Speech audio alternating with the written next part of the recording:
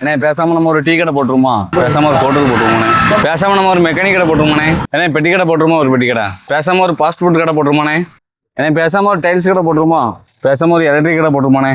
அழகா போடலாம். இல்ல இவ்வளவு கடை கேட்கிய, கடை போடுறதுக்கு இடம் இருக்கல? இடம் இல்லாம தானே கேட்டுட்டு இருக்கேன். வாழ தம்பி, நீ கேட்டல 5 கடை. 5 கடை பொதுவா அந்த ரோட்டு மேல வச்சாதான் பிசினஸுக்கு சூட்டபிளா இருக்கும். அந்த மாதிரி இருக்கும்போது நீ அந்த 5 கடையில எந்த கடைனாலும் நீ வச்சுக்கலாம்.